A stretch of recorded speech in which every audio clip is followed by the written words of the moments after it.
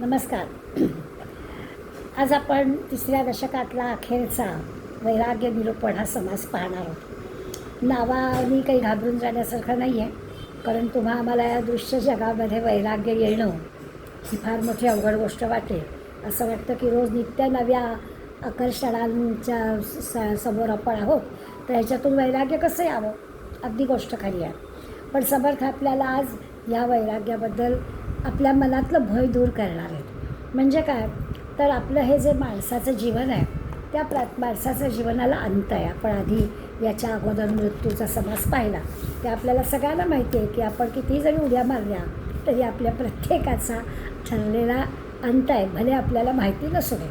पण आपल्या जीवनाला काही मर्यादा आहे, आपल्या जीवनाला काही जीवनामध्ये अपूर्णता आहे. कितीही जरी झालं तरी काही ना काहीतरी कमतरता ह्या नरदेहाच्या जीवनामध्ये असतेच असते. आणि म्हणून मग त्याचं दुःख आहे. आपल्याला दुःख नाही असा माणूस नाही, जे किती श्रीमंत असू दे तरी देखील त्यालाही दुःखाचा अनुभव घ्यावा लागतो.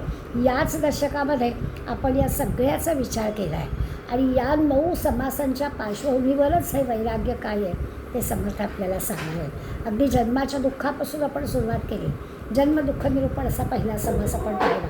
त्याच्यानंतर जुळा कादंबरीसारखं माणसाच्या जीवनामध्ये किती किती प्रकारची संकटं येऊ शकतात असं आपण स्वगुण परीक्षा निरूपण या 4 समासामध्ये पाहिलं. त्यानंतर 3 प्रकारचे आध्यात्मिक, अधिभौतिक आणि अधिदैविक ताप पाहिले. सगळ्यात महत्त्वाचं मोठं सगळ्यांना असणारं जे मृत्यूचं दुःख आहे तेही आपण पाहिलं.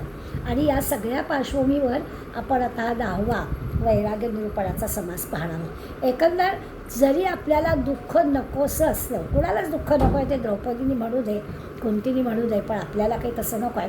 कारण भगवंत जरी आपल्या जवळ असतात तरी भगवंत तू हवास, पण दुःख नको बाबा देऊ. म्हणजे दुःख नको ही गोष्ट स्वाभाविक आहे. त्यामुळे माणसाला ते नकोसं असतं. जे जे काही दुःखदायक आहे ते दुःखदायक किंवा त्या दुःखाच्या गोष्टींबद्दल बोलायलासुद्धा आपल्याला आवडत नाही असं जर आहे. पण तरी देखील ते नको असलं तरी आपल्याला ते दूर लोटता येत नाही, टाकून देता येते.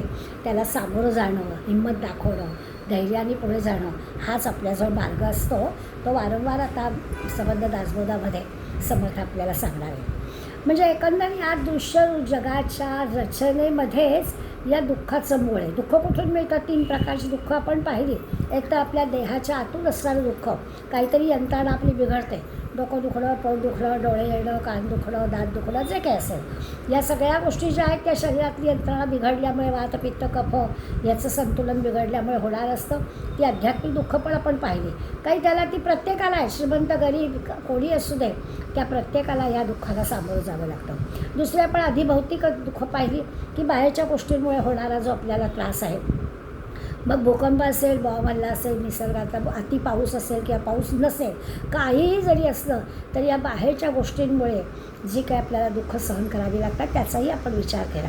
त्यामुळे दुःख नाही असा काही माणूस नाही आणि त्या दुःखाला सामोरं जाण्याखेरीज दुसरा काही पर्याय नाही असा सगळा विचार आपण सहजपणानं करतो आणि तसंच जीवन जगतो. तसं जगण्यातच खरं म्हणजे शहाणपण आहे असं पण आपल्या लक्षात येतं. म्हणजे आता या दुःखामुळे त्रासणं, त्या दुःखाला विसरण्याचा प्रयत्न करणं. आपण पाहिलं की त्या जन्मदुःख निरूपणामध्ये जेव्हा जेव्हा दुःख झालं त्या वेळेला त्या दुःखी माणसाला भगवंताची, आईची आठवण झाली. तोपर्यंत त्याला काही भगवंताचं स्मरण होत नव्हतं. दुःख आलं की माणसाला भगवंताचं स्मरण होतं.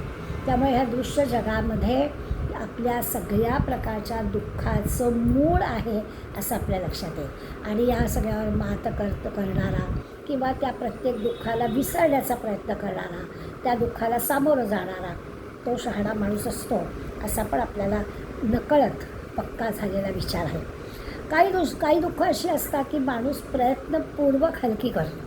म्हणजे जसं शरीराचं दुःख असतं ते आपण नेहमी म्हणतो थोडंसं ना ते आता बाजूला ठेवायचं, गुडघ्याचं बघेल असं आपण म्हणतो. म्हणजे असं आपलं दुःख बाजूला प्रयत्नपूर्वक बाजूला ठेवलं असं आपण करतो. किंवा काही आपल्या हातातच असतात दुःख, नैसर्गिक आपत्ती, आपण काहीच करू शकत नाही. त्यामुळे अशी दुःख जी आहेत त्याला आपण सामोरं जाणं याच्याशिवाय काही पर्याय नसतो. सामाजिक दुःख आहेत, आता तर ती वाढती दुःख आहेत. आपण निर्णय पाहतो आहे कुठे कुठे काय नेमकं घडेल, बॉम्ब कुठे होतील, काय घडेल, कुठे भ्रष्टाचार होईल, काहीच आपल्या हातात नाही. त्याला आपल्याला तोंड द्यावं लागतं. किंवा अगदी धर्मपरिवर्तनाचे निर्णय प्रकारचे जिहाद, अशी हल्ली वाढलेली दुःख संकट आपल्यावर आहेत. तर या सगळ्याचा विचार केला तर एका अर्थाने विज्ञानानं प्रगती केली म्हणून आपण त्या विज्ञानाच्या सहाय्यानं दुःखावर मात करू शकतो, किंवा विज्ञानामुळे सुद्धा अनेक दुःखानं सामोरं जावं लागतं. अशा दोन्ही गोष्टी आहेत. किती किती आपल्याला सुविधा झाल्या. एक स्वयंपाकघर म्हटलं तरी विज्ञानाने आपल्या सगळ्या प्रकारच्या सुविधा उपलब्ध करून दिल्या, पण तेवढीच संकट आली. विज्ञानानेच आपल्याला सोयी पण दिल्या, पण त्याचं जर आपण नीट काळजीपूर्वक घेतलं नाही फायदा, तर त्याचं नुकसान पण आपल्याला होतं. अशा दोन्ही गोष्टी आपल्याला म्हणजे अशी निरनिराळ्या प्रकारची दुःख विचार घेतली तर या दुःखाच्या पार्श्वभूमीवर आपल्याला वैराग्याचा विचार करायचा आहे. म्हणजे काय तर समर्थ आपल्याला आठवण करून देणार आहे की या सगळ्या सगळ्या सगळ्या प्रकारच्या दुःखाला एकच एक उपाय आहे, ईश्वर शरण जाणं. भक्तीचा, प्रेमाचा अंतःकरणामध्ये जर भगवंताबद्दलचा भाव आपण बाळगला तर स्वतःचा आणि स्वतःबरोबर सगळ्यांचा, मग आपण कुटुंबात असलो तर कुटुंबाचा, समाजाचा विचार केला तर समाजाचा, सगळ्यांचा आपण उद्धार करू शकतो, असं आपल्याला या समासामध्ये शिकायचं आहे. मी मगाशी म्हटलं ना की वैराग्य शब्दामुळे बावचळून जाण्याचं काही कारण नाही आहे. सांगायचं हेच समर्थानं की हे सगळं आपण 9 समासात पाहिलं, त्याच्यावरचा उपाय काय तर भगवत शरण जाणे, या पलीकडे दुसरं काही नाही. आपण कशासाठी जगायचं ते ठरवण्याचं सामर्थ्य आपल्याला आहे. नरदेहामध्ये हे सामर्थ्य आपल्याजवळ आहे. बाकी जीवांना ते सामर्थ्य नाही किंवा ते स्वातंत्र्य नाही. त्यांना बिचाऱ्यांना जसं जो दिवस येईल त्याप्रमाणे कष्टावं लागतं. माणसाला बुद्धी दिली आहे भगवंताने, तर माणूस ठरवू शकतो की माझं ध्येय काय आहे, मला कशासाठी जगायचं आहे, माझ्या जगण्याचा आधार काय आहे, मला नेमकं काय मिळवायचं आहे. अशा गोष्टी माणूस ठरवू शकतो आणि ते प्रत्यक्षात आणू पण शकतो. असं ध्येय काहीतरी उराशी बाळगून ते होतं असं की ठरवतो चांगलं, परंतु ते ठरवताना आपल्या वासना, आपल्या अपेक्षा, आपला अहंकार, गर्व हे सगळे जे काही आहेत ते आड येतात आणि म्हणावं तसं ते सगळं ध्येय मिळवताना एक समाधानाचा, आनंदाचा तो जो काही अनुभव असतो तो येत नाही. म्हणून समर्थ आपल्याला सांगणार आहे की खरं ध्येय गाठायचं असेल, तुम्हाला जे काही मिळवायचं आहे त्या ठिकाणी प्रयत्न करायचा असेल तर काय करायचं, समाधानाचा अनुभव येण्याचा प्रयत्न करायचा. म्हणजे मग ही जी सगळी वाटेमध्ये असणारी षड्रिपूंच्या अडचणी आहेत ना, त्या आपल्याला बाजूला करता आल्या तर ध्येय गाठता येईल आणि ध्येय ते गाठल्यामुळे समाधान पण लावेल. असा सगळा विचार स्वाभाविकच सगळी चांगलीच माणसं समर्थांसमोर असं गृहीत धरून समर्थ सांगतात बरं का. समर्थ त्यांच्या समोर असणारे जे महंत आहेत, त्यांचे जे ह्या सगळ्या मठांमध्ये असणारे शिष्य आहेत त्या शिष्याला सांगतात. त्यामुळे त्यांचं ध्येय चांगलं असणं, समाजोपयोगी काम करणं हे गृहीतच धरलेलं आहे. अशा माणसाने भगवंताला शरण जाणं, आपले रिपू आपल्या आड न येऊ देणं जर केलं तर त्यांचं ध्येय पार पडेल असं समर्थन सांगायचं. ध्येय काय आहे, ईश्वरप्राप्ती हे नरदयाचं ध्येय आहे. भगवंताला ओळखणं हे ध्येय आहे.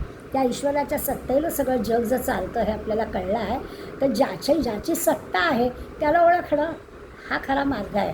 त्यामुळे या समासामध्ये आपल्याला हाच विचार करायचा आहे की प्रत्येकाच्या अंतःकरणामध्ये असणारा भगवंत प्रत्येकाला चालवतो. जगामध्ये असणारा, दृश्य जगामध्ये असणारा जो भगवंत आहे तो दृश्य जग चालवतो.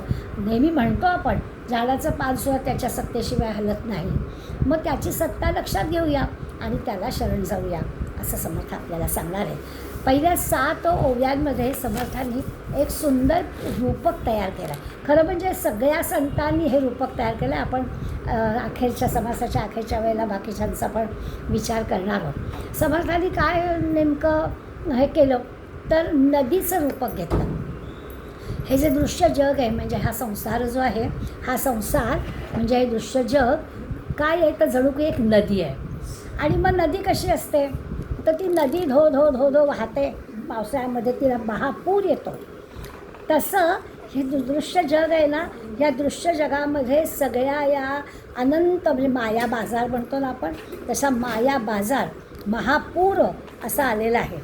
कल्पना करा हं, दृश्य जग म्हणजे काय तर नदी, नदी म्हणजे काय तर त्या नदीला आलेला महापूर.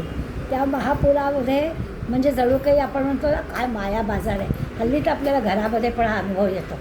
घरातला अनुभव काय आहे, इतक्या अनंत वस्तू असतात की त्या सगळ्या अनंत वस्तूंचं काय करायचं असा मोठा पडतो. तसं या संसाराचा विचार केलेला आहे. दुसरं असं की ह्या नदीच्या महापुरामध्ये अनंत घटना घडत असतात. म्हणजे नदीमध्ये निरनिराळे जलचर प्राणी आहेत. सगळे जलचर प्राणी म्हणजे सर्प असतील, काही विषारी सर्प आहेत, सुसरी आहेत, मगरी आहेत. तसं या आपल्या संसारामध्ये नदी आणि संसार असे दोन आपण रुळांवरती चालूया आणि कसं त्यांनी रूपक घेतलं आहे काय. जसं जसं नदीच्या महापुरात घडतं तसं या आपल्या जीवनरूपी महासागरामध्ये घडत असतं. तर तिथे म्हणे खूप सारे जलचर असतात, तसं इथे सुद्धा निरनिराळ्या घटना घडत असतात. मग हे जलचर काय करतात, तर विषारी सर्प असेल तर वाटेत त्या विषारी सर्प स्वाभाविकच कोणी जर त्याच्या आड आलं तर तो विषारी सर्प काय करायचं ते करेलच. तसं इथले विषारी सर्प कुठले, आशा, ममता, अहंकार, गर्व, हे विषारी सर्प आमच्या जीवनात येतात आणि ते आमची वाट लावून टाकतात. त्या विषारी सर्पांना ते सुसरी मगरी ह्या असतात. सुसरीसुद्धा काय तर वाटेत येणारा एखादा माणूस आला प्रवाहामध्ये तर ती सुसरी लचके तोडल्याशिवाय राहणार नाही. तसं म्हणे ही आहे की मी करणारी, माझं माझं असं जे की आपण गोळा करतो ते सगळं आपल्याला दुःखदायकच असतं. जे जे म्हणून मी माझं माझं म्हणून गोळा करते ते सगळं काय आहे तर ते आपल्याला दुःखदायकच असतं. मग तिकडे जशा सुसरी मगरी सर्प लचके तोडतात तसं इथे हे सगळे षड्रिपू आपले लचके तोडतात. दुसरं ते म्हटलं की आपल्या कामना, आपल्याला दुसऱ्याचा वाटणारा द्वेष, तिरस्कार, आपली असणारी सगळ्यांशी स्पर्धा, या आपलं असणारं दुराचरण, वागणं चुकीचं, हे सगळं म्हणजे काय तर त्या नदीमध्ये असणारी धामण, विषारी ज्या गोष्टी आहेत त्या सगळ्या आपल्याला अशा म्हणजे किंवा भोवरं येतात नदीमध्ये. त्या भोवऱ्यात अडकला की संपलाच माणूस. म्हणजे समजा सर्प चावला, सुसरी मगरीला अडकवलं हे तर आहेच. एखादा जर भोवरा असेल, त्या भोवऱ्यातलं पाणी गोल फिरत असतं, त्याच्यात तो माणूस अडकतो आणि प्रवाहाच्या पतीत होतो आणि तो वाहून जातो. तसं इथे पण ह्या दुराचरणामध्ये जर माणूस अडकला, जीवनरूपी नदीमध्ये दुराचरणात माणूस अडकला तर पापच पाप त्याच्या हातून घडतं आणि त्याच्यात तो मरतो. असं या नदीचं रूपक घेऊन माणसाचं जीवन पण कसं ह्या जीवनरूपी नदीमध्ये वाहून जातं आणि त्याचं नुकसान होतं, असं 7 ओव्यांमध्ये, पहिल्या 7 ओव्यांमध्ये समर्थांनी वर्णन केलं. नाथांनी, तुकारामांनी, माऊलींनी अगदी अशीच रूपकं घेऊन अभंगातून आपल्याला हेच सांगितलं आहे. आपण हा समाज खूप मोठा आहे पण संधी मिळाली तर आपण त्या अभंगांचा पण विचार करू.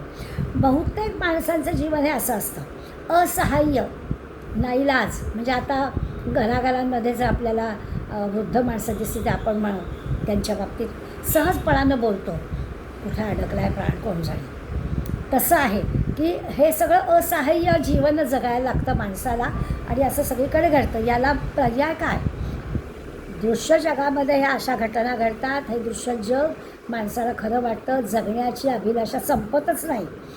काही जणच समर्थ म्हणतात, काही जणच या भक्तीच्या मार्गाने जातात, भगवंताला अगदी मनापासून हाक मारतात आणि भगवंत त्यांचं ऐकतो.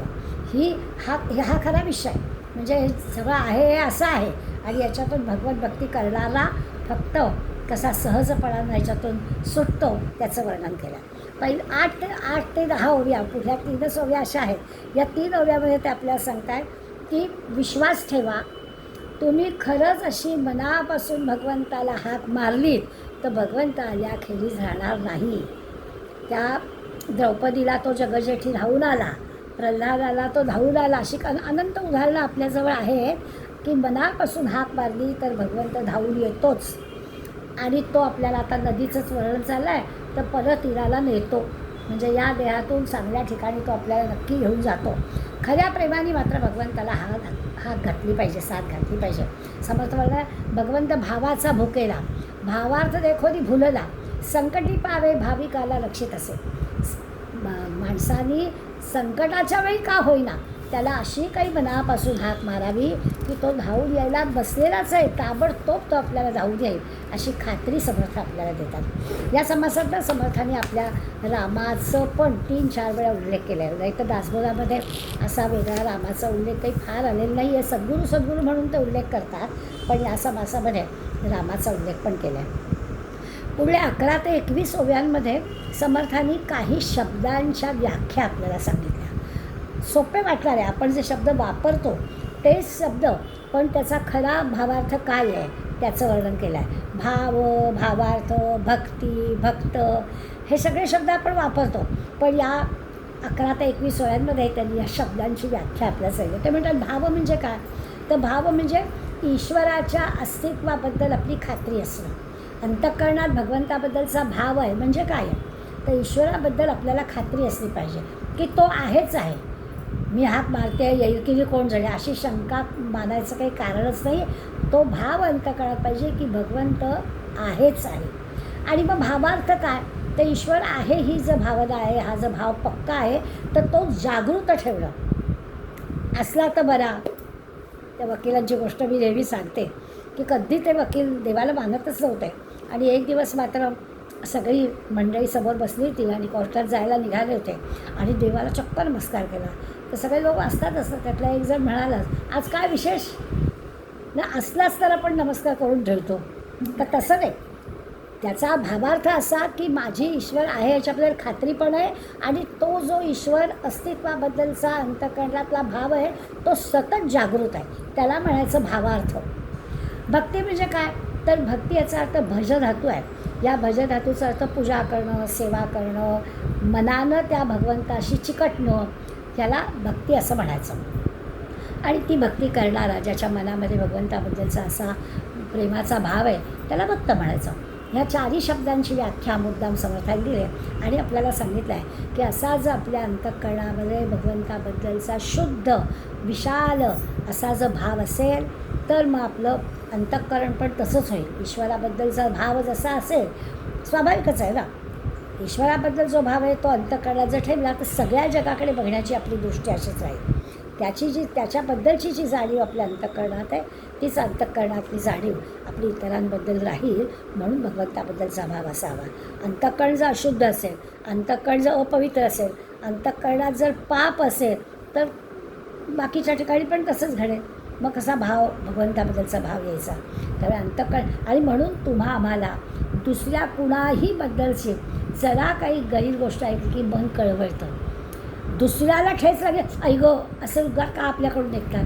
हा जो अंतःकरणातला भाव आहे ना, ज्याच्या अंतःकरणात भगवंताबद्दलचा भाव आहे त्याला दुसऱ्याचं दुःख पण सहन होतं. पण अंतःकरण जर अपवित्र असेल तर मात्र हा भाव मनात येणार नाही असं आपल्या लक्षात येईल. 11व्या ओळीमध्ये समर्थांनी आपल्याला बरोबर तोच भाव सांगितला आहे. मुद्दामून मी 11वी ओळी असते.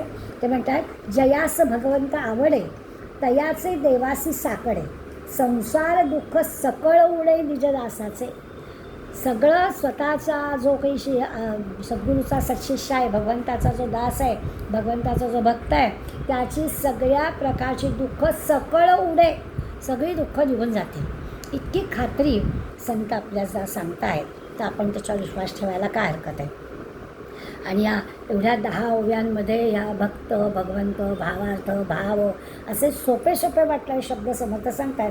त्याच्यात ते 19व्या ओळीमध्ये आपल्याला म्हणतात, जैसा भाव प्रतिबिंबला. मी हे आपल्याला असं पुन्हा समर्थ का सांगताहेत हे लक्षात आणून देते की आपला भावसुद्धा असतो नाही अशातला भाग नाही, पण आपण डगमगतो. आपलं जे काही ज्या दगडावर आपण उभे आहोत तो दगड हलणारा असतो, त्यामुळे आपल्याला खात्री नसते. मी नेहमी सांगते की आपला विश्वास कुठे बँक बॅलन्सवर. जरा 4 जणींनी आपला विषय निघून की आपण म्हणतो म्हातारपण काय माहीत नाही, आपल्याजवळ पैसे तरी बाबा पाहिजे. त्यावेळेला आपल्याला आठवलं पाहिजे की अरे पैशाचा काय विचार करतो आहे, भगवंतावर भाव ठेव, होईलच सगळी व्यवस्था, काही काळजी करायचं कारण नाही आहे असं आपण म्हणत नाही. आपली निराळे आपली मुलं बाळं, आपला बँक बॅलन्स, शेजारी पाजारी, नातेवाईक हे सगळे आपले आधार वाटतात आपल्याला. खरा समर्थ सांगतायत आधार म्हणजे काय आहे, तर भगवंताचा आधार आहे. म्हणून ते 19व्या ओळीमध्ये जैसा भाव प्रतिबिंबला तयाचाची देव झाला. म्हणजे आत्ता म्हटलं तसं अंतःकरण पवित्र निर्मळ, अंतःकरणात भगवंताबद्दलचा भाव, तर तसंच त्याचं प्रतिबिंब. तयाचाची देव झाला, जो जैसे भजे त्याला तैसाची वळे. मग काय, भगवंताशी जसं आपलं नातं लावलेलं आहे तसंच ते घडणार आहे असं ते आपल्याला खात्री सांगा. पुढल्या 3च ओव्या आहेत, 22 ते 24. आता लक्षात येईल बघा, नाव दिलं आहे वैराग्य निरूपण, पण वैराग्य शब्द अजून आलासुद्धा नाही आहे. भगवंताबद्दलचा भाव, भगवंताची भक्ती, आपल्याला त्याची किती आवश्यकता आहे, सगळं जग कसं दुःखमय आहे आणि याच्यातून बाहेर पडायला एवढाच कसा मार्ग आहे हेच सांगतात. अजून वैराग्य शब्द आणलाच नाही आहे. आता या 3 ओव्यात ते आपल्याला सांगतात की प्रत्येकाला आपल्याला आनंद हवा आहे, समाधान हवं आहे. आपला जो काही प्रयत्न आहे तो त्यासाठी आहे. मग म्हणून ते म्हणतात की भगवंत हा भक्तांचा कैवारी आहे, धावून येतो संकटात, असं आपण पाहिलं. आणि असं झालं की जो स्वानंद सोहळा अनुभवायला येतो त्याच्यामध्ये खरी जीवनाची धन्यता आहे. जीवनाचं सार्थक जे आहे तर ते त्याच्यामध्ये आहे. म्हणून आपण काय करावं तर भगवंतानी आपला हात धरेल असा प्रयत्न करावा. आपण धरायचाच, पण एक वेळ अशी येईल, आपण पाहिलं होतं की आईने मुलाचा हात धरला पाहिजे. मुलाने आईचा धरला तर सुटेल, पण आईने मुलाचा हात धरला तर काय वाटेल की सुटणार नाही, ती त्याला धरणारच. तसं भगवंतानी आपल्याला धरायला हवं असेल तर आपण काय काय केलं पाहिजे याचा विचार ते आपल्याला सांगतात. 22व्या ओळीमध्ये म्हणतात, आपण स्वये तरले, आपण तर करायचंच, आणि जनासही उपेगा आले, भोवताली असणाऱ्या सगळ्यांना जीवन सार्थक होण्याचा मार्ग जसा संत आपल्याला सांगतात तसं आपल्या भोवताली असणाऱ्या सगळ्यांना पण दिला पाहिजे. आपलंही सार्थक झालं पाहिजे आणि इतरांचंही झालं पाहिजे. कीर्ती श्रवण झाले अभक्त भावार्थी. समर्थ तर इतके पुढे जातात की अभक्त असणाऱ्यांना सुद्धा त्याचा उपयोग होईल. म्हणजे भक्ताला उपयोग होईल यात विशेष काही नाही, त्यांनी साथ घातली की भगवंत धावून येणारच आहे. पण अभक्त जरी आपल्या भोवताली असले तरी त्यांनासुद्धा त्याचा उपयोग होईल.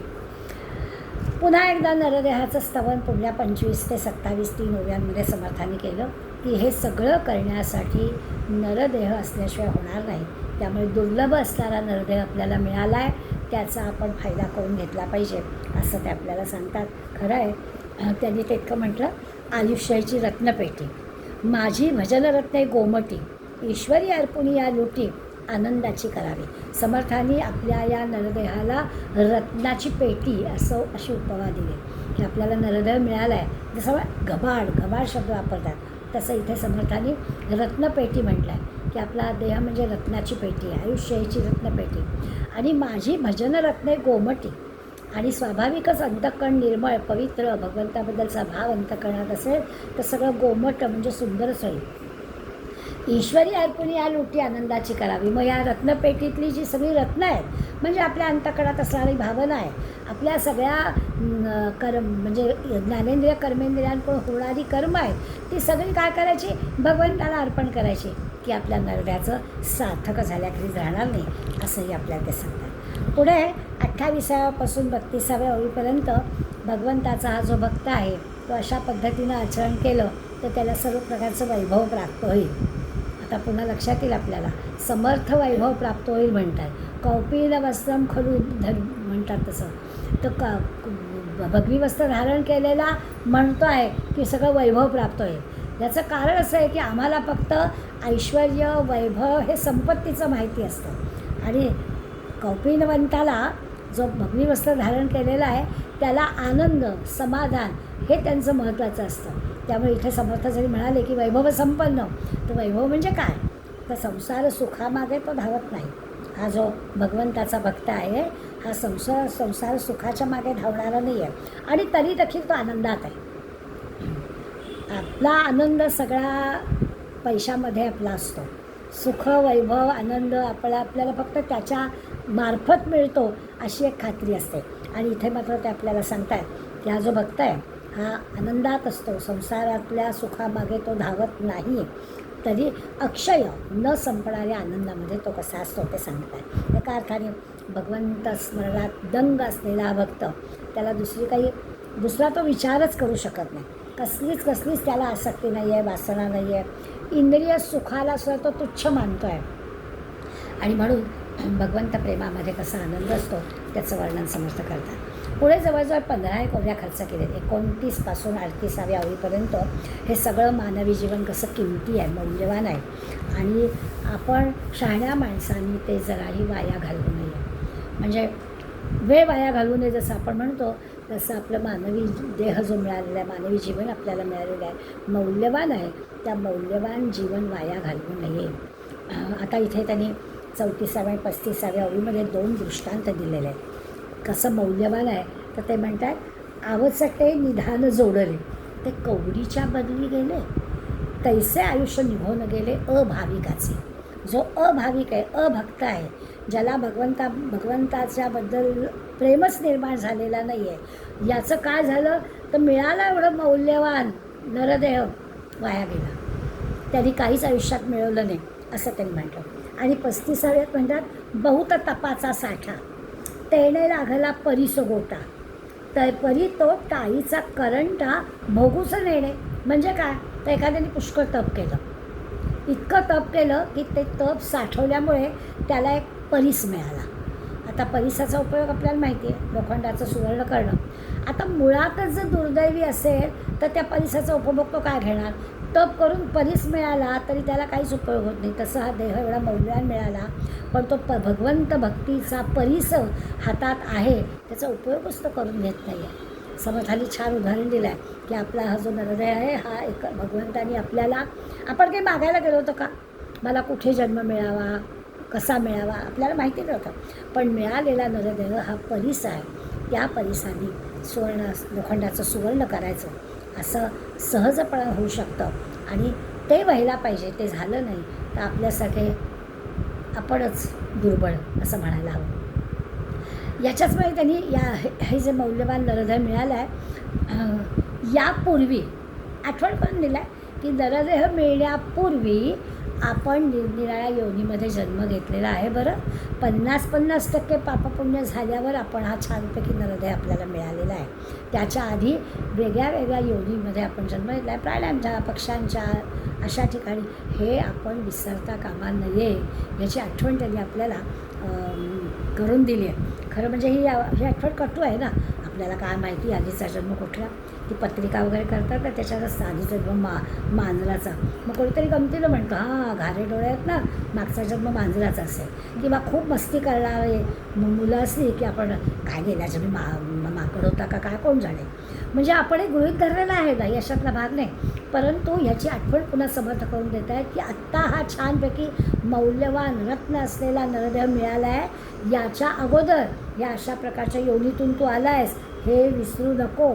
आणि ती सगळे उभी ते सांगतात, या नरदेहाचे लीलाग वेगे, सार्थक करावे संत संगे. मिळाला आहे संतांच्या सहवासात जा, सार्थक होऊन दे. नीच योनी दुःख मागे बहुत भोगिले. याच्या अगोदर नीच योनीत अनेक दुःखांना सामोरं जावं लागलं आहे. पुन्हा ती वेळ यायला नको असेल तर संतांचं सहवास घे, भगवंताची भक्ती कर. असं समर्थ आपल्याला हातात काठी घेऊन जणू काही सांगतायत की अरे वेळ वाया घालू नको, सुवर्ण संधी दिली आहे तुला, जरा मागचा विचार कर. आणि पुन्हा पुन्हा त्या गर्तेत जायला नको असेल तर संतांचं हा बोध धर, भगवंताचं स्मरण कर. पुढल्या 53व्या ओवीपर्यंत हे सगळं जरी किती असलं तरी आपलं जीवन फार अस्थिर आहे, फार फार असं गोंधळलेल्या भ्रामक अवस्थेमध्ये आपण असतो. याचं वर्णन समर्थांनी केलं. कैची असा शब्द लक्षात फक्त ठेवला तर एक 7-8-10 यादी समर्थाने आपल्याला दिली. कोण कैचे म्हणजे आपण जर जन्माला आलो तर एकटे होतो. कोण होती सवय आपल्याबरोबर कोण होतं. जन्मदुःख निरूपणात पाहिलं आहे आपण की त्या गर्भामध्ये, त्या गरम असणाऱ्या आईच्या त्या गर्भामध्ये कसा तो जीव राहिला. आणि तिथे तो म्हणाला की आता इथून मला बाहेर काढ. तिथे जिथे दुःख तिथे भगवंताचं स्मरण असं त्या जीवाला आहेच. तिथपासून सुरुवात झाली की दुःख, भगवंताचं स्मरण. आणि नंतर आपण ती मालिकाच पाहिलेली आहे की त्याही ठिकाणी जन्माच्या वेळेलासुद्धा आपल्याबरोबर कोणी नाही आहे. ते कोणी नाही हा शब्द समर्थाने घेतला आणि पुढे यादी दिलं. कैचे माता, कैचे पिता, कैचे भगिनी, कैचे भ्राता. कोण आहे. आपण म्हणतो आई, वडील, बहीण, भाऊ. समर्थ म्हणतात हे कोण आहे. आधीच्या इतक्या जन्मांमध्ये किती आया झाल्या, किती वडील झाले, किती भाऊ झाले, किती बहीण झाले आहे लक्षात. त्यामुळे इथे पण तसंच आहे. ह्या कोण कुणाचं नाही आहे हे लक्षात येईल. कोण मित्र, कोण स्त्री, कोण पुत्र, कोण नातेवाईक, हे सगळे सुखाचे सोबती असतात, दुःखाचे सोबती कोणी नसतात. कसला प्रपंच, कसलं कुळ, कसला कुळाचा अभिमान, असं समर्थांनी फार मोठी भराभर यादी करून सांगितली. कैचे घर, कैचा संसार. पुढे म्हणतात कैचे तारुण्य, कैचे वैभव. हे सगळं इथेच राहायच्या गोष्टी आहेत. याचा विचार करून आपला हे वाया घालू नको वेळ. भगवंताला घट्ट धरून ठेव असं खात्रीपोटी सांगितलं की हे सगळं जे की भोवताली आहे कैचे कैचे कैचे ते काही याला अर्थ नाही आहे. भगवंताला धरून ठेवणं एवढाच त्याचा उपयोग आहे. तुझं नवे शरीर अरे हेच कशाला पाहिजे, हा देह पण तुझा नाही आहे, त्यामुळे हे शरीर पण तुझं नाही, तिथे इतरांचा कोण विचार, मग बाकीच्यांचं कशाला पाहिजे. आई वडील बहीण भाऊ मुलं बाळं नातेवाईक घर संसार कुळं हे सगळं पुढेच, देहसुद्धा माझा नाही, त्यामुळे तुझं नवे शरीर, तेथे इतरांचा कोण विचार. आता एक भगवंत साचार धरी भावार्थमुळे, पक्क घट्ट त्या भगवंताला धरून ठेव, बाकी कोणीही तुझ्याबरोबर येणार नाही, असं समर्थांनी जरा ठणकावूनच आपल्याला सांगितलं. आणि मग पुढे 54 ते 58 ओव्यांमध्ये जर काही अशी भगवंताची सत्ता सगळ्यांवर आहे, तो आपल्याला जन्माला घालतो, तोच आपल्याला वाढवतो, तोच आपल्याला घेऊन जातो, हे विसरायचं नाही आहे, मग त्याला धरून ठेवायला काय हरकत आहे, असा विचार समर्थ आपल्याला सांगतात. की आता तरी शहाणा हो, इतरांचं ऐकून तरी शहाणा हो, जो अन्न देतो उदरासी. समर्थ सांगतात की समजा आपण कुणाकडे ती नोकरी करतो आहे, तिथे आपण कसं तो सांगतो तसं ती कामं करतोच की नाही हो, तसं म्हणे हा जर सगळं चालवतो आहे संसार, तर त्याचं ऐकायला काय हरकत आहे. नोकरी करतो त्या मालकाचं आम्ही ऐकतो, तर जग तयार करणाऱ्या त्या भगवंताचं ऐकायला नको का आपल्याला. म्हणून ते म्हणतात जो अन्न देतो उदरासी, शरीर विकावे लागे त्यासी. दर महिना पगार मिळणार आहे, 1 तारखेला बँकेमध्ये जमा होणार आहे, तर महिनाभर त्याचं ऐकावं लागतं, म्हटलं नाही तरी ऐकावं लागतं. आपल्याला एखादी गोष्ट मान्य नसली तरी देखील साहेबांनी सांगितल्यावरती आपल्याला ऐकावीच लागते, असं आपण मेहनत करतोच की नाही, कारण 1 तारखेला आपल्याला त्याचा मोबदला मिळणार असतो. तसं समर्थन आहे, मा जेणे घातले जन्मासी त्यासी कैसे विसरावे. मग त्या मालकाचं जो ऐकतो आहेस, तर या मालकाचं पण ऐक, त्यांनी तुला जन्माला घातला आहे, त्यांनी तुला सांभाळला आहे, तो तुला सगळं करणार आहे, तर त्याचं पण तू ऐक, असं आपल्याला सांगतो. पुढल्या 59 ते 63 या 4-5 ओव्यांमध्ये हे सगळं चांगल्या माणसाला कळतं आहे असं आहे. पण जो अविचारी आहे, जो अविवेकी आहे, अशी मंडळी काय करतात, तर ते केवळ त्या इंद्रिय सुखांमध्ये अडकतात. भोवताली जे काही सगळं चाललेलं आहे, ते दृश्य जगच त्यांना हवं असं वाटतं आणि त्याच्यामुळे ते अडकतात. अर्थातच अशा इंद्रिय सुखांमध्ये दृश्य जगामध्ये अडकणारी माणसं काही सुखी आनंदी होऊ शकत नाही असं आपल्याला दिसतं. त्यामुळे समर्थन अविवेकी अविचारी, आता खरं तर मूर्खपणा मूर्ख सांगून झालेले आहेत ना, त्यामुळे तरी संसारी मानी जे सुख तो म्हणजे परम मूर्ख असंच समर्थांनी सांगितलेलं आहे. ते त्याची आठवण करून दिली की इथे काही सुख खऱ्या अर्थाने सुख प्राप्त होत नाही, इंद्रिय सुखाच्या मागे लागणारा सुखी आनंदी समाधानी होऊ शकत नाही. आता हा अनुभव आपण पण घेतो, जसं जसं वय वाढतं तसं तसं इंद्रिय काही बोलायला लागतात. कधी पाय बोलतात, कधी डोळे, कधी कान, कुणाला कमी ऐकू येतो, कुणाला कमी दिसतं, कुणाला चालायला त्रास होतो. ही जी काही इंद्रिय आहेत, ही इंद्रिय आपली जी शक्ती आहे ती कमी झाल्याचं सांगतात. असं जर आहे तर माणसाने वेळीच विचार करावा ना की इंद्रियांकडलं सुख काही कायमस्वरूपी मिळणार नाही आहे. मग आपल्याला खरं समाधान हवं असेल तर त्या भगवंताच्या स्मरणातच आहे. असं आहे की शरीर आपलं म्हातारं होतं, शरीर म्हातारं होतं, त्यामुळे इंद्रिय पण म्हातारी होतात. मन म्हातारं होत नाही हो, मन कायम तसंच आहे. त्यामुळे त्या भगवंताला मनाने घट्ट पकडून ठेवलं तर शरीर म्हातारं झालं, कानाने आपल्याला नाम ऐकायला आलं नाही, डोळ्याने आपल्याला भगवंताचं रूप पाहता आलं नाही, तरी मन आपलं नाम घेऊ शकेल असा विश्वास बाळगायचा आणि त्या भगवंताला घट्ट धरून ठेवायचं. पुढल्या 59 ते 63 ज्या ओव्या आहेत ना, तिथं प्रत्येकच ओवी वाचावी अशी आहे. कारण इथे ना संतांचा कळवळा दिसतो. समर्थपणे कळवळून आपल्याला सांगतात की दुसरं करू नका, भगवन भजनातच तुमचा वेळ घालवा. जसं गोंदवलेकर महाराज 365 दिवस रोज नाम घ्या, नाम घ्या, नाम घ्यायच्यासाठी 1 पान खर्च करतात. विविध प्रकाराने विविध प्रसंगाने ते आपल्याला सांगतात, पण अंतिमतः नाम घ्या हेच त्यांचं सांगणं आहे. तसं इथे पण आपल्याला दिसेल की साधारणपणानं 63व्या ओळीपर्यंत ते इतकं आपल्या, त्यामुळे ऐसा कृपाळू देवाधिदेव नेणवे जयाचे लाघव. लाघव म्हणजे लघुरूप. भगवंत आपल्याकडे कमी पण घेत आहे, लघुरूप घेतो आहे, मोठं कळवळून सांगतो आहे की अरे माझा ऐक. जसं आई एखादी मुलाला सांगते ना, तसं भगवंत माऊली आहे आणि भगवंत आपल्याला सांगतो आहे, तो आपल्या सकळ जीवांचा सांभाळ करतो आहे, अत्यंत कृपाळू आहे आणि कृपाळूपणानं भगवंत सांगतो ते आपण ऐकावं. मग अशी म्हटलं तसं या ठिकाणी रामाचं नाव, समर्थांचे जे सद्गुरू श्रीराम त्या रामाचं ऐसा सर्वात्मा श्रीराम सांडून धरिती विषय काम ते प्राणी दुरात्मे अद्धम केले पावती. असं ते मग सांगतात. सर्वात माझा श्रीराम आहे. त्यामुळे सगळे विषय, सगळ्या कामना, सगळ्या गोष्टी बाजूला ठेवून एक रामाचा काय तो विचार करावा असं फार कळवळून सांगतायत. आणि म्हणतात जय अशी वाटे सीण व्हावा त्याने विषय चिंतिक जावा.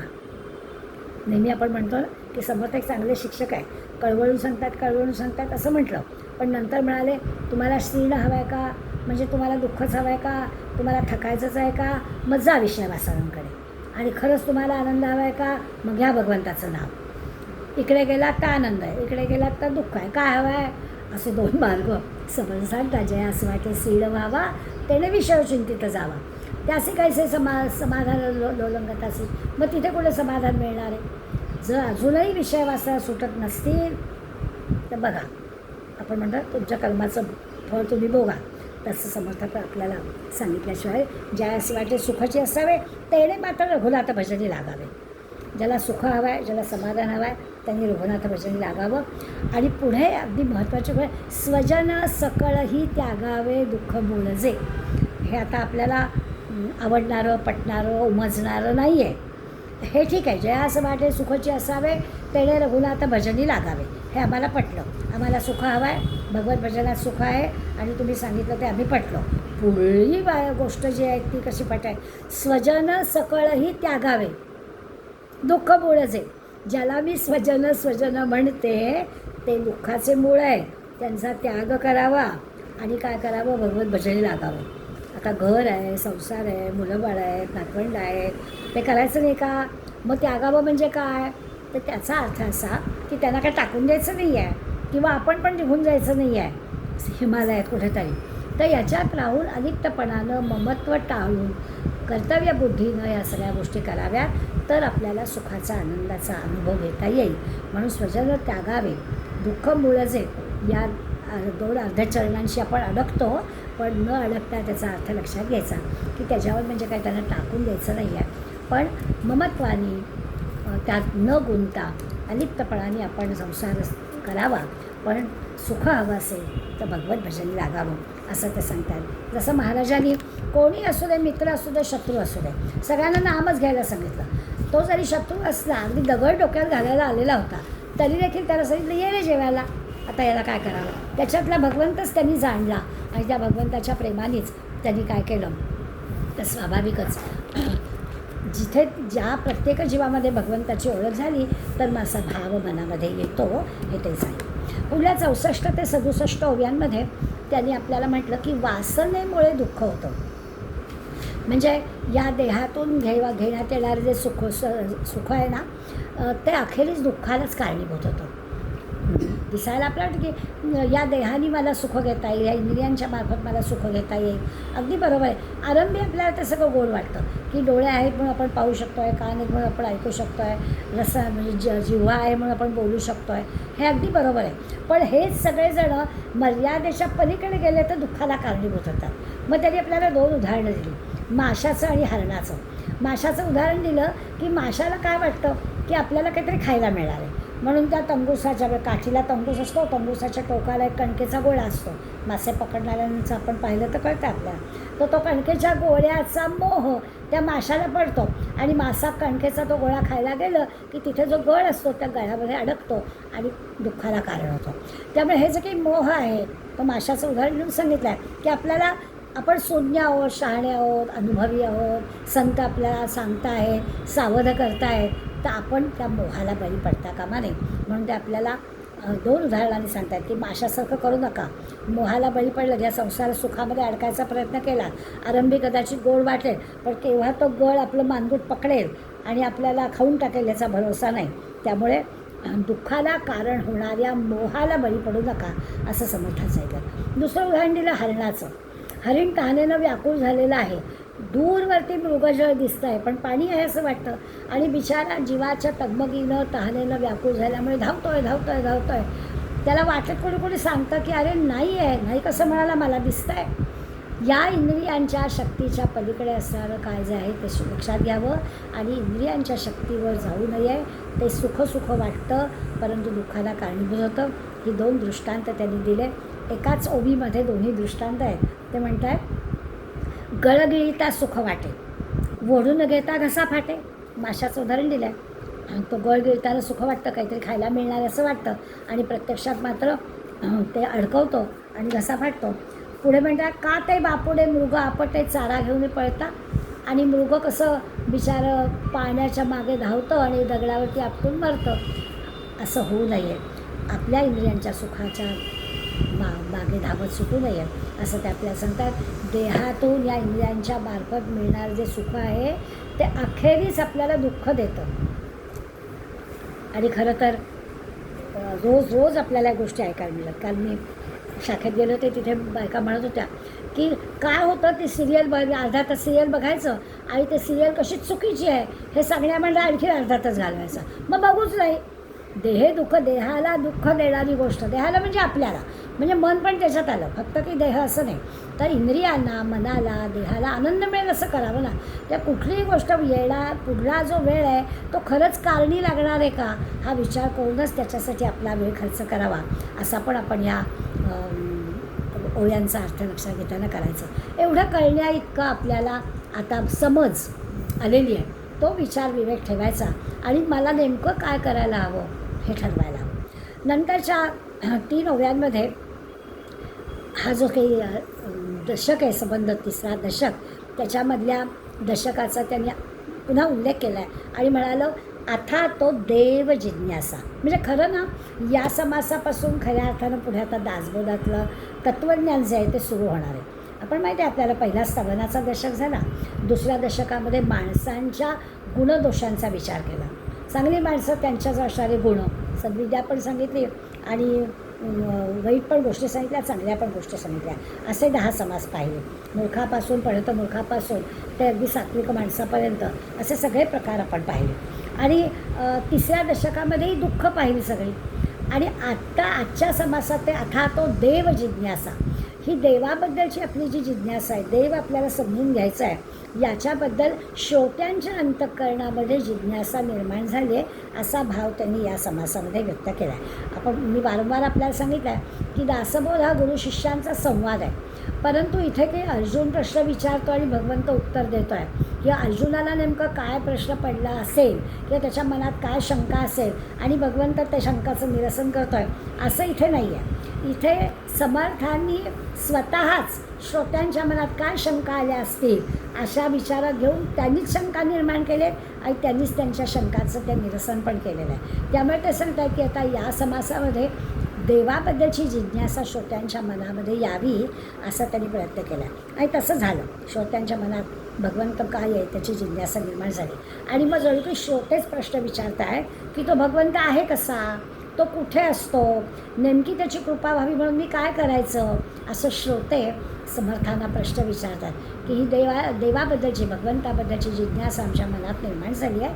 आता तो भगवंत कुठे सापडेल, तो आहे कसा, असतो कुठे, याबद्दल आम्हाला सांगा, असं सगळं श्रोत्यांना वाटायला लागलं. म्हणजे श्रोते विचारतातच की तुम्ही म्हणता तसं आमच्या जीवनाचं जर सार्थक आम्हाला करून घ्यायचं असेल तर ते कोणत्या उपायानं आम्ही करावं, कुठे आम्ही देवाला शोधायला जावं, दुःखमूळ असणारा संसार आहे असं तुम्ही सांगता, तो दुःखमूळ संसार आम्ही दूर कसा करावा, असे प्रश्न श्रोता विचारतो आहे. आणि अगदी अंतःकरणामध्ये भगवंताबद्दल, सद्गुरूंबद्दल इतका भाव दाटून आला आहे की कृपा करून ही गोष्ट आम्हाला सांगा असं ते सद्गुरूंना म्हणतात. म्हणजे श्रोत्यांच्या मनातला प्रश्न त्यांनी आता विचारला. आणि मग 71 ते 74 शेवटच्या भागामध्ये त्यांनी वक्त्याने उत्तर द्यायला सुरुवात केली. तेव्हा असं करा, मनापासून, भगवंताला तुम्हाला शोधायचं आहे ना, मी सांगतो, भगवत भजन किंवा भगवंताची भक्ती निष्ठेनं मनापासून करा. थोडी केली तरी चालेल, पण निष्ठेनं मनापासून करा. आपोआप विना सायास तुम्हाला समाधान लाभेल. काही करायलाच नको तुम्हाला. श्रोता म्हणतो म्हणजे करू काय, भगवत भजन करा, निष्ठेनं करा. म्हणजे काय करायचं ते सांगा, कसं करायचं ते पण सांगा, कुठे नेमकं त्या मनाला गुंतवायचं ते पण आम्हाला सांगा. आणि मग सद्गुरूंच्या चरणी तो बसला श्रोता, भगवंताच्या तिथे सद्गुरूंच्या चरणी बसला आणि सद्गुरूंनी हे सगळं सांगावं. खरोखरच त्याचा कंठ दाटून आला आहे, चरणाशी बसलेला आहे, त्याला खरंच मनापासून हे सगळं हवं आहे, अगदी डोळ्यात अश्रू आलेले आहे. मनापासून भगवंताची कृपा आपल्यावर व्हावी, त्या भगवंताला मी कुठे शोधू असा प्रश्न विचारतात आणि सद्गुरू मोठे प्रसन्न झाले. जेव्हा अशा प्रकारे भक्त असा येतो ना त्या सद्गुरूंकडे, तर सद्गुरू सांगायला बसलेलेच आहे. आपण नेहमी नरेंद्राची आणि रामकृष्णांचा प्रसंग सांगतो की खरं तर नरेंद्राला माहीतच नाही, पण रामकृष्णच नरेंद्राला म्हणाले, अरे किती वाट बघायला लावलीस. म्हणजे सद्गुरूच शिष्याची वाट बघत होते. तसं असा जो कळवळून प्रार्थना करणारा भक्त मिळाला तर सद्गुरूला फार आनंद होतो आणि सद्गुरू त्याला सांगतात, प्रसन्न झालेले आहेत. आणि प्रसन्न होऊन तो 4था दशक आता आपण सुरू करणार आहोत ना, त्यात आनंद मिळणार आहे. कारण भक्तीचाच सगळा आहे. श्रवणम कीर्तनम विष्णू स्मरणम पादसेवनम अर्चनम मंगलम दास्यम सख्यम आत्मनिवेदनम अशा नवविधा प्रकारच्या भक्तीचं वर्णन समर्थ आपल्याला करून सांगणार आहे. आता असं असताना वैराग्य शब्द आला तरी कुठे आहे असा प्रश्न तो भावाला पडेल की का सांगितलं, तर नरदेहाचं पुन्हा महत्त्व सांगितलं. हा जो काही जीवनाचं सार्थक व्हायला हवं असेल तर काय करावं हे सांगितलं, पण वैराग्य कुठेच नाही सांगितलं. मग वैराग्य म्हणजे नेमकं काय असा प्रश्न आपल्याला पडेल. गीतेमध्ये जसं असंशयम महाबाहो मनोदुर्निग्रहम चलम अभ्यासेन तू कौंतेय वैराग्येण च गृह्यते असं गीतेमध्ये आपल्याला 6व्या अध्यायामध्ये सांगितलं. याचा अर्थ काय, तर ते आपल्याला असं दोन क्रियापद, दुर्निग्रह पण म्हटलं आहे, म्हणजे असं भगवंताला वश करणं कठीण असं म्हटलं आहे, आणि गृह्यते म्हणजे वश करून घ्या असं पण म्हटलं आहे. म्हणजे एखादी गोष्ट कठीण आहे पण ती करा असं म्हटलेलं आहे. म्हणजे काय करायचं, तर आपलं मन चंचल आहे, अगदी बरोबर आहे. महाबाहू अर्जुनाला म्हटलं आहे, अर्जुना मनोदुर्निग्रहम चलम, मन चंचल आहे त्यामुळे खरं कठीण आहे. मी जे काही सांगणार आहे भगवंताला प्राप्त करून घे हे कठीण आहे कारण मन चंचल आहे. पण जर का अभ्यास आहे तर तू वैराग्य, पण तू अभ्यास केलास म्हणजे प्रयत्न केलास आणि वैराग्य धारण केलंस तर तुला भगवंताची प्राप्ती होईल असं भगवंताने गीतेत सांगितलं ना. तीच गोष्ट आपल्याला समर्थांना या सबंध सभासद सांगायचे. जरी वैराग्य शब्द आला नसला तरीसुद्धा त्याला सांगायचं आहेच की अभ्यास केला, मनामध्ये वैराग्य धारण केलं तर चंचल असणारं मनसुद्धा त्या भगवंताच्या चरणी घट्ट राहू शकतं असं त्यांना आपल्याला सांगायचं. म्हणजे काय, तर याचा अर्थ असा की जी काही आपण भगवंताची उपासना करणार आहोत त्याच्यासाठी अभ्यास करा, सराव करायला हवा. आणि वैराग्याचं लक्षण म्हणजे काय, तर वैराग्याशिवाय परमार्थ साधत नाही म्हणतात. मग हे वैराग्य म्हणजे काय, तर खरं ना सोपं आहे. वैराग्य म्हणजे परमभाग्य. त्या वैराग्य शब्दामुळे घाबरून जाण्यासारखं काहीच कारण नाही आहे. तर वैराग्य याचा अर्थ आहे परमभाग्य. आपण विवेक आणि वैराग्याची डेफिनेशन करताना म्हटलं होतं, आठवण फक्त करून देते की विवेक म्हणजे काय, तर निवड करणं, आणि वैराग्य म्हणजे काय, सगळं बाजूला करणं. यातलं मला काहीच नको. आणि आपण लहान बाळाचं उदाहरण घेतलं की लहान बाळाला भरपूर खेळणी समोर टाकली आहे, छानपैकी तो खेळण्यांशी रमला आहे. काहीतरी चालणारं बदक आहे, काहीतरी आहे, सगळं समोर आहे, काही नाही तरी ना वाटी चमचा तरी आहे, खुळखुळा तरी आहे. अशा त्या खेळण्यामध्ये ते लहान बाळ रमत आहे. पण त्या खेळण्यांचा त्याला कंटाळा आला की ते रडतं. मग आई कामात असते, मग ती आणखीन काहीतरी खेळणं त्याच्यासमोर टाकते, पुन्हा त्या नवीन खेळण्याशी ते रमतं. असं 4-5 वेळा झालं तर ते नवीन खेळण्यामध्ये रमतं. आम्ही या दृश्य जगात रमतो ना, तसं या नाटक, सिनेमा, या मॉल, त्या मॉल, काहीतरी खाद्यपदार्थ, अशा सगळ्यामध्ये कुठेतरी एक्झिबिशन, या सगळ्यात रमतो. भगवंत आपल्याला निरनिराळी खेळणी टाकतो आहे आणि मग त्याच्यात आपण थोडा वेळ रमतो. पण थोडा वेळ रमलं की पुन्हा काय, तसं ते लहान बाळ रडायला लागतं. प्रत्येक वेळी रडलं की नवीन काहीतरी खेळणं टाकलं जातं. पण आता मात्र एक वेळ अशी येते की ते रडायचं थांबतच नाही. किती तू खेळणी टाक पण नाहीच त्याला कुठलीच खेळणी आवडत नाही. मग काय करते, मग आई मात्र हात धुते, पुसते आणि त्याला कडेवर घेते, लगेच त्याचं रडणं थांबतं. तसं भगवंत जेव्हा आपल्याला घेईल तेव्हा आपलं सगळं या दृश्य जगातलं जे काही आहे ते खेळणी आपण घेणार नाही आणि थांबेल. या सगळ्या खेळणी ज्या समोर आहे त्यातलं ते विवेकाने जे काही निवडायचं, त्यातली निवड जी आहे त्याला विवेक म्हणायचं. आणि यातलं मला काहीही नको याला वैराग्य म्हणायचं.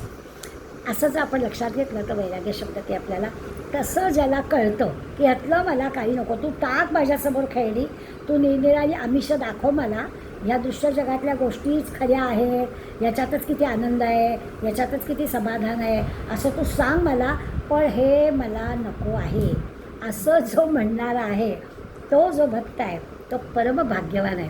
मला भगवंताखेरीज काही नको असं ज्याला पक्कं कळतं वीतराग शब्द गीतेमध्ये वापरला. वीत म्हणजे निघून गेलेला, राग म्हणजे प्रेम, आसक्ती. ज्याची आसक्ती, प्रेम, कामनाच निघून गेलेला आहे तो वीतरागी, तो वैराग्य धारण केलेला.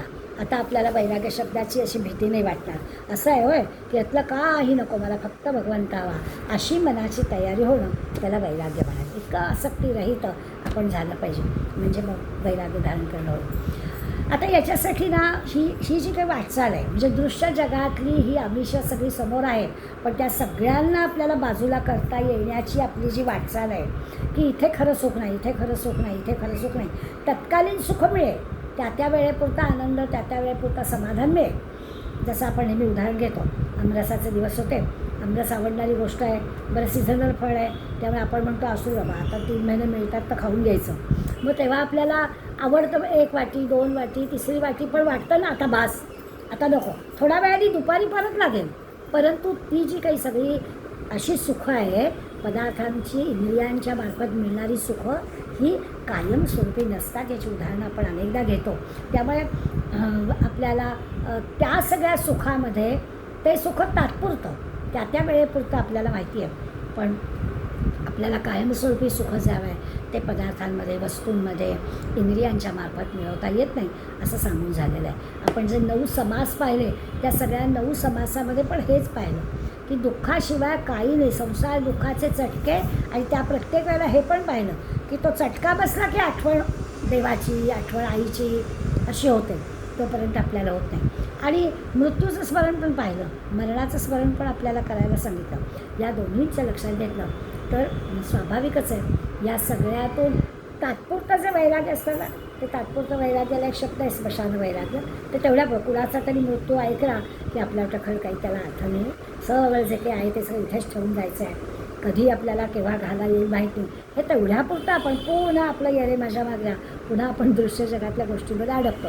ह्या सगळ्याची आठवण, तात्पुरतं सुख आणि शाश्वत सुख याचा विचार संत आपल्याला सांगतात. आणि मग मूर्खा माझी परममूर्ख, जो संसारी मानी सुख, असं समर्थाने सांगितले. संसारामध्ये सुख मिळतो तो परममूर्ख आहे, हे सुख शाश्वत नाही असं वारंवार सांगितलेलं आहे. संसार दुःख एवढे दुःख आणिक नाही. आता हे पटवणं किती अवघड आहे ना. असं जरी असलं तरी वेळच्या वेळी आपल्या मुलामुलींची लग्न आपण करतोच ना.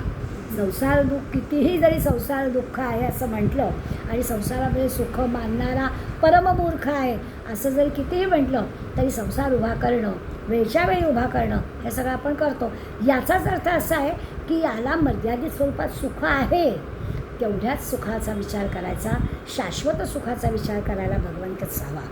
तुकाराम महाराजांनी आपल्याला सांगितलं, मागणे लई नाही, लई नाही, लईनी पोटा पुरते दे. तुकाराम महाराज वैराग्यशील कसं आहे तर ते म्हणतात काही नकोच आहे मला, आपलं पोटापुरतं तर तहानेला पाणी दे, भुकेलेला अन्न दे, एवढंच. आणि वरती पुढे म्हणतात, भाकर ताजी अथवा शिळी देवा द्यावी भुकेच्या वेळी. काही देणे घासमुटका, भुकेच्या वेळेला मिळालं की झालं, बाकी काही मला नको आहे. संतांची मागणी एवढीच आहे. देह आहे, त्या देहाला जगवण्यासाठी जे काही आवश्यक आहे तेवढं असं. पण गाद्या गिरद्या असल्या पाहिजेत असं नाही, दगड असलं झोपायला तरी चालत आहे, पांघरूण आकाश असलं तरी चालणार आहे, असं हे संतांचं सांगणं आहे. आता ते टोक काही आपण आठवू शकत नाही, परंतु संतांनी टोक सांगितलं की निदान आपण आहे त्याच्यात किती आपल्याला आनंद आहे, असा आनंद ते नक्कीच मानू. अलेक्झांडर द ग्रेट जो होता, सिकंदर बादशाह त्याला म्हणायचे, त्याचा एक शिष्य होता डायझिनिस म्हणून. तो तत्त्वज्ञानी होता, विरक्त होता, त्याला काही नको होतं. आणि तो मोठा अलेक्झांडर त्याला भेटायला आला. हा अगदी मस्तपैकी झाडाखाली बसलेला आहे आणि अलेक्झांडर भेटायला आल्यावरती खरं त्यांनी उठलं पाहिजे. त्यांनी लगेच अलेक्झांडर आला म्हटलं, काही नाही, त्याच्यामध्ये काही बदल झाला नाही. मग अलेक्झांडर त्याला म्हणाला की अरे मी तुला भेटायला काय देऊ तुला. शांतपणे म्हणाला, मी ऊन घेतो आहे, माझ्या आड नको राहू. तर काय करावं याला, असं याला खरं वैराग्य म्हणायचं. आणि म्हणून तुकाराम महाराज विरक्त आहे, मला दुसरं काही नको, भुकेच्या वेळेला शिळी कशिळी एवढीशी भाकरी मिळाली की मला पुरे, असं जे म्हणत आहेत त्याचा अर्थ कळेल. धर्मपत्नी तुकारामांची होती, का ती आवडावी रागवायची, कारण 2च लुगडी होती, एक अंगावर होतं, एक दांडीवर होतं. आणि कोणीतरी आला, अनाथ बाई दारावर आली, यांनी ते दांडीवरचं घेतलं, पातळी देऊन टाकलं. आता काय करावं याला, त्याला काही क्षण उद्या माझ्या पत्नीला काय, हा उद्याचा विचार पण मनात आला नाही, देऊन टाकला. शिवाजी महाराजांनी गोणभर बाजरी पाठवली. त्यांना कळलं की ह्यांची परिस्थिती गंभीर आहे आणि म्हणून तुकाराम महाराजांकडे एक गोण, यांनी गोरगरिबांना वाटून टाकली. राजांनी यांच्यासाठी पाठवली, पण तुकाराम महाराजांनी आपल्यासाठी ठेवलं नाही. मोहरांनी भरलेलं ताट तुकाराम महाराजांना जेव्हा पहिल्यांदा महाराज भेटायला आले, तोरणा किल्ला घेतला. तोरणा किल्ल्यामध्ये संपत्ती मिळाली महाराजांना आणि म्हणून तुकाराम महाराजांचे आशीर्वाद घ्यावेत म्हणून जिजामातेने 12 वर्षाच्या महाराजांना पाठवलं आहे तुकारामांना नमस्कार करायला. आणि तुकारामांना असं ताटभर शेलाने झाकलेलं मोहरांनी भरलेलं ताट दिलं. त्याने असं शेला बाजूला करून बघितलं आणि अशा मोहरा उडवून सगळ्याला देऊन टाकल्या. म्हणजे हे धन आम्हाचं मृत्तिके समान. वैराग्य म्हणजे काय तर महाराजांचं आपल्याला कळेल. पण तुकाराम महाराजांना छत्रपती शिवाजी महाराजांचं इतकं बारीक त्यांच्याकडे लक्ष होतं. एक दिवस त्यांनी असं केलं, घोडा, छत्री, दिवटी, पूर्वी असं असायचं की आपला ज्याच्यावर श्रद्धा आहे त्याला सगळ्या वस्तू पाठवायच्या. असं सगळं पाठवलं आणि निमंत्रणपत्र पाठवलं आणि लोकांना सांगितलं त्याला घेऊनच या राजधानीमध्ये. त्यांनी तुकाराम महाराजांना पत्र पाठवलं. ते म्हणाले, तुम्हापाशी येऊन आम्ही काय करू, आम्हाला काय करायचं तुमच्याकडे येऊन, वृथा चालण्याचं शिडं होईल, उगाच जायचं ठकायला, आम्हाला तुमच्याकडून काहीच नको. राजे आहात तुम्ही ठीक आहे, पण आम्हाला तुमच्याकडे काहीच मागायचं नाही आहे. भिक्षा मागून अन्न मिळतं, निद्रेसाठी पाषाण आहे, आम्हाला काय तुमच्याकडून मागायचं, तुमच्याकडून आम्हाला काही नको. आमचे दर्शन घ्यावे अशी इच्छा काय, कशासाठी. आता तुम्हाला वाटतं आहे की आपली भेट व्हावी, कशासाठी एवढं हवं आहे, काही करू नका. आम्ही येऊन काय करणार, आमचं दर्शन एवढं आनंद नाही. रोड हात पाय दिसे अवकळा, असं काय मोठं आमच्या दर्शनामधून तुम्हाला लाभ मिळणार आहे, तर आम्हाला काही बोलू नका. हा काय दर्शनाचा सोहळा आहे का, काय हा सोहळा दर्शनाचा, आम्ही आलो नाही म्हणून उदास व्हायचं काही कारण नाही आहे. कोणी तुमची उपेक्षा करणार नाही. अशी जी काही विरक्ती आहे, अशी जी काही निस्पृहता आहे ती संतांकडेच आहे. आणि कुठे काय एवढा असा बारीकसा पुरस्कार की किती धावाधाव असते ना, अगदी त्या पुरस्कारासाठी धावण्याची. मग असं वाटतं की अरे काय यांना काय महाराज एवढं देऊ करतात, कुठे तुकाराम महाराज गेले, कशासाठी, नाहीच गेले. असं सगळं वैराग्य ज्यांच्याजवळ आहे त्यांचं म्हणून विमान येतो हो त्यांना सदैव वैकुंठाला घेऊन जायला. एवढं वैराग्य ज्यांच्याजवळ आहे त्याला स्वाभाविकच आहे. कितीतरी उदाहरणं आपल्याला इतिहासामध्ये आपण माहिती आहे, उल्लेख करूया. रामशास्त्री प्रभूंनी यांची आठवण होते. श्रीमंत पेशव्यांकडे न्यायाधीशाचं काम करत होते रामशास्त्री आणि अत्यंत निस्पृहपणानं न्यायाधीशाचं काम केलं आहे. न्यायाधीशाचं कामच ते आहे आणि म्हणून न्यायाधीशांचा बंगला असा थोडा गावाबाहेर असतो बघा, की समाजामध्ये त्यांनी फार मिसळायचं नाही. उगाच फार मैत्री संघटन वाढलं तर न्याय देताना बाजू घेतली जाईल. तसं न्यायशास्त्री प्रभूंचं होतं. त्या काळामध्ये पेशव्यांकडून 6 माणसं घरात होते. 6 माणसांना पुरेल एवढा शिधा मिळायचा, जाडीभैडी वस्त्र मिळायचे, पण निष्पृहपणानं रामशास्त्री न्यायाधीशांचं काम करायचे. पत्नी पण अगदी समंजस होती. एक दिवस असं झालं, माधवरावांची पत्नी रमाबाई, या रमाबाईने या न्यायाधीशांच्या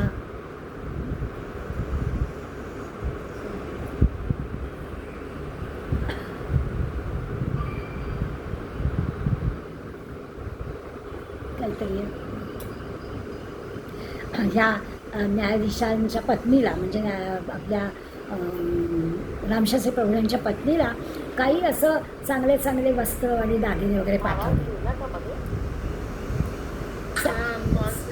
चांगली रामशास्त्री प्रभूंच्या पत्नीला या रमाबाईंनी काही अशा वस्तू पाठवल्या. पण ही रामशास्त्रींचीच पत्नी, ती मोठी विचारी होती. तिने त्या सगळ्या वस्तू वाड्यामध्ये परत पाठवल्या. आपल्याला लक्षात येईल, नारायणरावांचा वध झाला आणि राघोबा दादा या रामशास्त्री प्रभूंना म्हणाले की तुम्ही असं करा, मी त्याला मारलेलं नाही, न्यायाधीशांकडून यायला पाहिजे ना, तुम्ही जर सांगितलं तर माझ्यावरचं संकट दूर होईल, अशी गोष्ट केली. रामशास्त्री फार निस्पृह होते. त्यांनी ताबडतोब एक काम केलं की आपल्या सगळ्या घरच्या मंडळींना पाठवून दिलं गावी आणि दरबारामध्ये योग्य तो निर्णय दिला. राघोबादादांना देहांत प्रायश्चित्त न्यायाधीशांनी दिलं. हे का करता आलं, कारण निष्पृहपणे ते होतं. हे वैराग्य आहे की मी खोटंसं करणार नाही, न्यायाधीश मी आहे, माझ्या सांगण्यावरती सगळं अवलंबून आहे. तर जे घडलं आहे त्याच पद्धतीनं ज्यांनी चूक केली आहे त्याला शिक्षा होणार. ही जी आहे ही लोकोत्तर निष्पृहता आहे आणि त्याच्यासाठी सगळ्या गोष्टी केल्या होत्या. अगदी साधारणपणानं बायकांच्या बाबतीमध्ये असं होतं की तिला दागिना पाठवला, तिला साडी पाठवली म्हणजे रामशास्त्री आपल्या बाजूने निकाल देतील, पण रामशास्त्री निष्फळ होते. त्यांनी असं केलं. शंकराचार्यांचा चरित्रामध्ये आपण प्रसंग वाचतो. त्यांना वैराग्य धारण करून संन्यास घ्यायला जायचं होतं, पण आईची परवानगी पाहिजे. मग सगळं माहिती आहे की आपल्याला सुश्रीनी पाय धरला आहे असं सांगितलं, हे निमित्त. पण संन्यासाची मागणी त्यांनी केली. वय काय होतं? वय वर्ष 9. आणि वैराग्य धारण करून ते गेले. मग पुढे शृंगेरीला एवढी मोठी आद्यपीठाची स्थापना केली, केवढा मंडन मिश्रांशी वाद घातला, किती शिष्य बनवले, आणि हे सगळं केवळ 32 वर्षाच्या आयुष्यामध्ये सगळं केलं. तर ही अशी वैराग्याची उदाहरणं आपल्याकडे होते. समर्थांचं स्वतःचं उदाहरण आहे. महाराजांनी राज्य झोळीत टाकलं, शिवाजी महाराजांनी, की हे तुमचं सगळं आहे. यांनी ते सगळं परत केलं. गोसाव्याचं राज्य म्हणून तू फक्त भगवा झेंडा लाव एवढीच मागणी केली, की तुझ्या राज्यावर भगवा झेंडा लागला पाहिजे. आणि जोहार जोहार न म्हणता राम राम म्हण, एवढीच गोष्ट ह्या सद्गुरूंनी समर्थांनी शिवाजी महाराजांना सांगितली. अशा इतिहासामध्ये अनंत मंडळींची उदाहरणं आपल्याला देता येतील. असं निस्पृहपणे वागण्याचा ह्या वैराग्य समासामध्ये त्यांना ते आपल्याला सांगतायत असं लक्षात येईल. मी म्हटलं तसं की वैराग्य शब्द न येता त्यांनी आपल्याला वैराग्य सांगितलं. आणि सुरुवातीला मी एकदा म्हटलं की माया नदीचं वर्णन जसं समर्थांनी पहिल्या 7 ओव्यात केलं आहे, तसं तुकारामांनी पण केलं, नाथांनी पण केलं, नामदेवांनी पण केलं. नाथ म्हणतात संसार सागरी बुडाली या प्राणी. हा सगळा संसार आहे, संसार सागरात प्राणी बुडतो. करी सोडवणी कोण त्याची? तर भगवंत. या संसार सागरात आपण बुडतोय, आपल्याला तारणारा फक्त भगवंताच आहे. किती समान सांगतात. नामदेव म्हणतात माया नदीच्या महापुरी वाहवलोआ दातावे. अगदी तसंच सांगताय की या सगळ्या दृश्य जगामध्ये अडकतो आणि मी वाहून जातो आहे. माऊलींनी तर इतका सुंदर या रूपकाचा अर्थ लावला आहे. जसं समर्थांनी पहिल्या 7 ओव्यात सांगितलं, तसं माऊलींनी थोडं अधिक, माऊली आणखी विस्तृतपणे सांगतात. नेहमीच आपल्याला अनुभव येतो. जसं गीतेमध्ये भगवंत अर्जुनाला सांगतो, मी थोडकं सांगून करतो. माऊलींच्या वेळेला समोर मी वारकरी मंडळी होती, तुमच्या आमच्यासाठी सामान्य मंडळी होती, म्हणून खूप खूप दृष्टांत देऊन पटवावं लागलं. समर्थांचे शिष्य समोर होते, त्या शिष्यांना कसं समजेल अशा पद्धतीने पटवून द्यावं लागतं. माऊली आपल्याला सांगतात की ही दृश्य जग आहे, माया नदी आहे, आणि खरी नदी आपल्याला माहिती आहे. तर ही नदी एखादा हिम्मतवान असेल ना, तर स्वतःच्या हातापायांचा वापर करून पोहून, अगदी पाण्याच्या प्रवाहाच्या उलट दिशेने पोहूनसुद्धा नदी पार करून जाईल. ज्याचा हिम्मत आहे तो. हिम्मत कशी येईल ते आता वेगळं सांगायला नको. भगवंताच्या चरणी जो गेला आहे, भगवंताचा भाव ज्याच्या अंतःकरणात आहे, त्याला हिम्मत येईल आणि माया नदी पार करून जाईल. नदी जसं प्रवाहाच्या विरुद्ध पोहून जाईल, तसं ह्या दृश्य जगामध्ये ज्या आपल्याला अडवणाऱ्या गोष्टी आहेत त्याच्यावर तो मात करू शकेल असं त्यांनी म्हटलं. सहज आपल्याला कळेल. बुद्धीचा वापर करून ही माया नदी पार करता येईल. आता नाही बुद्धीचा वापर केला तर अडकेल, स्वाभाविकच आहे. अडकायला तर खूप गोष्टी आहेत. वाटेमध्ये ठिकठिकाणी नदीच्या प्रवाहामध्ये मोठे मोठे दगड आहेत. दुर्बुद्धीने आपटला त्याच्यावर की गेला, बुडलाच. सद्बुद्धी वापरली तर मात्र ही माया नदी पार करून जाईल. म्हणजे त्याला अभिमान वाटणार नाही, अहंकार वाटणार नाही, आपोआपच तो नदी पार करू शकेल. वाटेत मासे आहेत, दुर्बुद्धी असेल, कुठेतरी चुकीच्या जागी रमला, मासे खाऊन टाकतील, मगरीचा हे येईल, सुसर पकडेल, काही होतील. अगदी काही नाही तर लाटा येतील. म्हणजे काय होईल? आता मायानगरीचा विचार केला तर म्हणजे काय विषय, तिकडे जसं लाटा आल्या तर लाटांमध्ये पुन्हा मागे यायला लागेल, तसं इथे विषय येतील वाटेमध्ये आणि ते विषय पुन्हा भगवंतापासून आपल्याला दूर नेतील. जरा म्हणजे म्हातारपण येईल, इकडे जसं काठापर्यंत येतो आहे असं वाटेल आणि पुन्हा लाट आपल्याला घेऊन जाईल, तसं इथे होईल की म्हातारपण येईल आणि इंद्रिय आपली साथ कमी कमी करायला लागते, असं दुःख शोकात मोडून जायला लागेल. इकडे नदीमध्ये भोवरा येईल तर इकडे भोवऱ्याचे जे क्रोध येईल.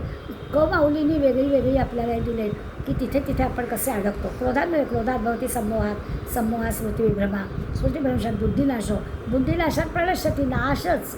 एक राग आला की त्या रागाचं परिणाम नाशातच होईल. तसं इथे भोवऱ्यात अडकला की तो संपूर्णच जाईल. कधी कधी काय होतं की प्रवाह वाहतोय आणि वरनं गिधाडे टोसा मारू शकतात, असं होईल. तसं या माया नदीमध्ये आपण चाललो आहे, म्हणजे दृश्य जगामध्ये आपला जीवन प्रवास चालू आहे.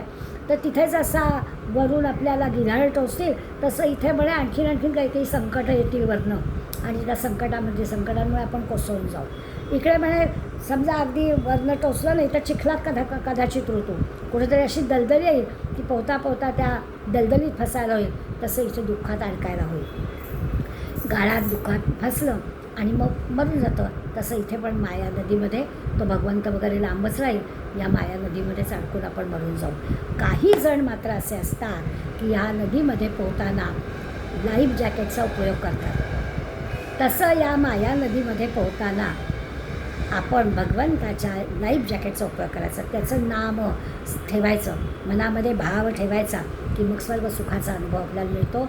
तो लाईफ जॅकेट घातलेला माणूस जसा सहजपणानं आपण तरुण पलीकडे जातो, तसं आपण पण भगवंताचं लाईफ जॅकेट घातलं, नामस्मरण हातात घेतलं की आपण पण तरुण जातो. हेच वैराग्य आहे. वैराग्य म्हणजे वेगळं काही नाही असं आपल्याला सांगायचं आहे की आपल्याला फक्त निवड करायची आहे. विवेकाने वैराग्याची निवड करायची. विवेकाने आपल्याला या सगळ्या वस्तूंमधून फक्त भगवंत हवा आहे असं सांगायचं आहे. आणि भगवंताची निवड करून या दृश्य माया नगरीमध्ये न अडकता, इंद्रियांच्या सुखामध्ये न अडकता आपल्याला खऱ्या अर्थाने भगवंताच्या सान्निध्यात राहायचं आहे, असा या वैराग्य शब्दाचा अर्थ आपल्याला सांगितला आहे. आणि आता पुढे आपल्याला 4थ्या दशकामध्ये या नवविधा भक्तींचा, जी भक्ती आपल्याला आवडेल ती, भगवंताने आपल्याला 9 मार्गच आहे, कुठल्याही मार्गाने जा पोचणारा तिथेच. आता ज्याला विमानाने जाता येतं, पैसे भरपूर आहेत, तो जाईल ना विमानाने, पण ज्याला नाही आहेत तो बैलगाडीने गेला तरी तिथे पोचेल, तो चालत गेला तरी तिथे पोचेल. अशा 9 प्रकारचे मार्ग भगवंताकडे जाण्यासाठी आपल्याला त्यांनी सांगितले. खऱ्या अर्थानं 4था दशक हा आपला खूप छान सोपा, आनंदाचा, समाधानाचा असणार आहे. पुढल्या वेळेला आपण त्या दशकाकडे वळूया, श्रवण भक्तीकडे वळूया. आज इथेच थांबूया. तव स्मरण संतत स्फुरणदाया घडो, त्वदीय गुणकीर्तनध्वनिसुरम्य करणी पडो, स्वदेश हितरक्षणा विलदुजी कथा नावडो, तुझ्या समय्या मुची तनु हि देशकारी पडो. जय जय